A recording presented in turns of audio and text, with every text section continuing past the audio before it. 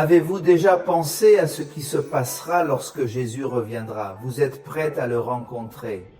Dans un monde plein de problèmes, de guerres, d'injustices et de souffrances, ressentez-vous de l'espoir ou de la peur lorsque vous pensez à la seconde venue du Christ?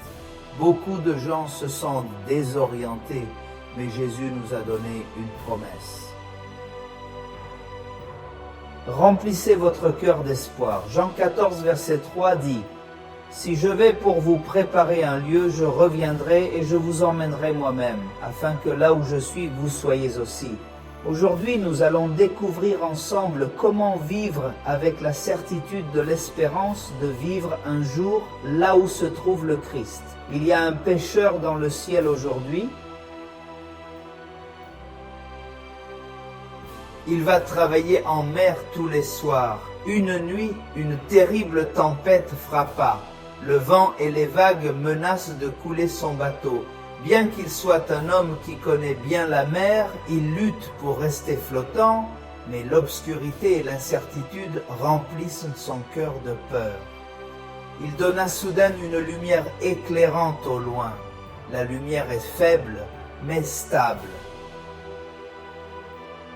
Le pêcheur comprit que tant qu'il suivait cette lumière, il ne manquerait pas le phare. Il ne calme pas le vent ni arrête les vagues, mais il lui donne certitude et espoir. Telle est la promesse du Christ. Même si le monde est incertain et dangereux, il a préparé un endroit pour nous et nous assure qu'il nous emmènera avec lui dès le début de son ministère. Jésus souligne la réalité de son retour, parle constamment du royaume des cieux et nous rappelle que la vie sur terre n'est pas tout.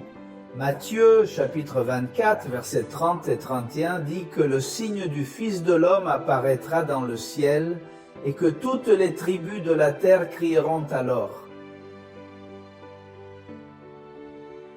Ils verront le Fils de l'homme avec force et grande gloire, habiter sur les nuées du ciel, et il enverra ses anges, et il rassemblera ses élus des quatre vents, d'une extrémité du ciel à l'autre, avec la voix d'une grande trompette. Jésus nous enseigne que son retour sera vu et entendu par tous. Ce ne sera pas un secret comme certains le pensent, ni caché, ni rumeur. Chaque œil le verra, et chaque langue confessera sa puissance et sa gloire. Chaque parabole et enseignement nous rappelle que la vie sur terre est temporaire. Le phare de l'espoir est toujours dirigé vers la maison du ciel, où il n'y aura plus de larmes, de douleurs ou de souffrances. Apocalypse, le chapitre 21, section 4, dit « Dieu essuierait chaque larme de leurs yeux, et il n'y aura plus de mort, plus de pleurs, plus de souffrance, parce que les premières choses sont passées. » Comment cet espoir peut-il se traduire dans notre vie quotidienne? Premièrement, la motivation dans les difficultés. Même si nous sommes confrontés à des épreuves, nous savons que Christ reviendra et nous ramènera chez nous sans souffrance. Cela ne nous donne pas la force de ne pas abandonner malgré les difficultés, mais nous continuons à avancer vers cet objectif.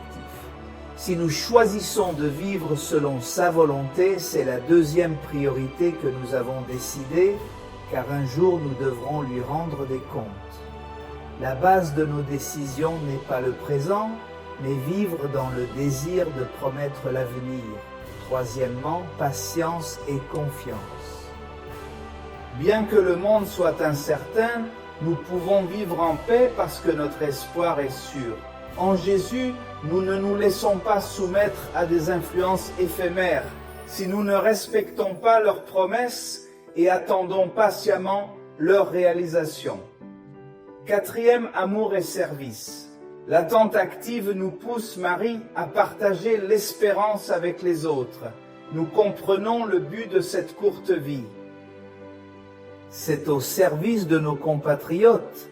Les pécheurs comptent sur la lumière du phare. Nous croyons en Christ qui nous promet une maison éternelle. Son amour et sa fidélité demeurent constants. même lorsque les vagues de la vie nous menacent. Dans une histoire, il raconte une fille qui attendait son anniversaire avec beaucoup d'enthousiasme.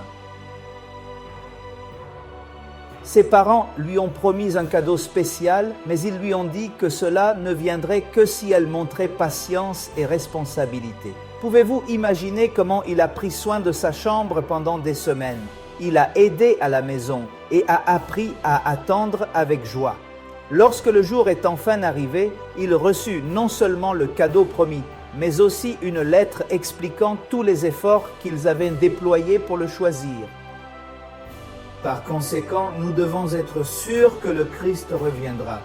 Notre attente n'est pas passive, mais remplie de préparation, d'amour et de fidélité. Et la récompense sera d'être toujours avec lui. Jésus a toujours souligné que notre véritable citoyenneté est le royaume des cieux. Chaque enseignement, chaque miracle, chaque parabole pointe vers une espérance éternelle. Il nous a parlé du festin céleste, de l'héritage incorruptible et de la gloire à venir.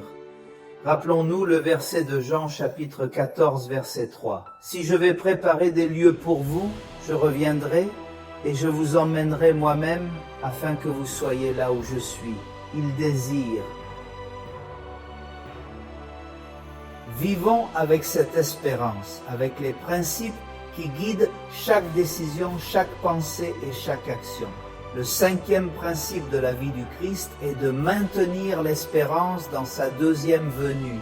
Cette espérance doit aussi être notre principe, guidant tout ce que nous faisons et pensons.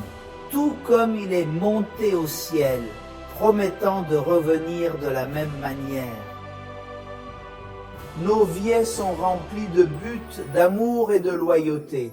Notre maison ne sera pas un lieu de douleur et de larmes pendant que nous attendons.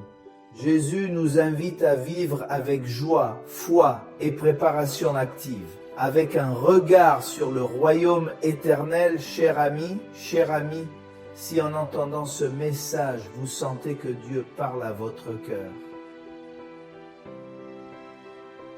Je voudrais vous inviter à lui répondre avec foi et dévouement.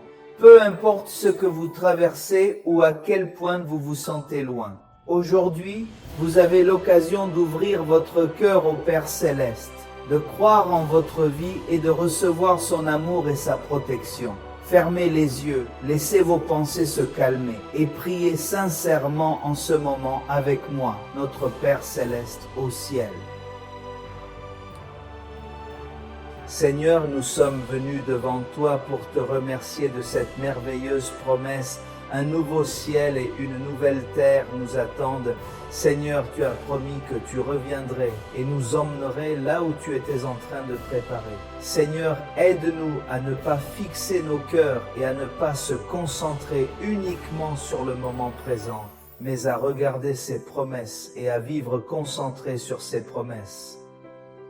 Ne vivez pas simplement dans le moment présent, mais espérez une maison où il n'y aura plus de pleurs, plus de séparation, plus de mort, plus de lutte, mais où nous vivrons toujours avec vous. Vous voulez restaurer cette maison, cet Éden que l'humanité a perdu. Merci Seigneur, que tu veux nous donner une vraie maison, mais une maison différente, sans douleur et souffrance. Aidez-nous à vivre une vie concentrée dans cette maison.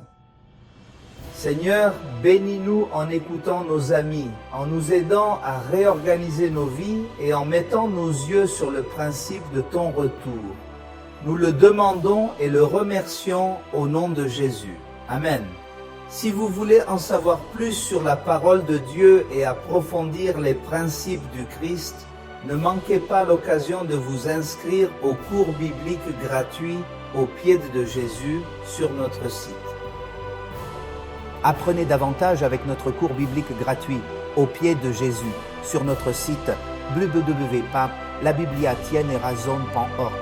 Rejoignez-nous demain pour découvrir le 6e principe, l'obéissance aux lois divines. Que Dieu vous bénisse abondamment. Generate by AI.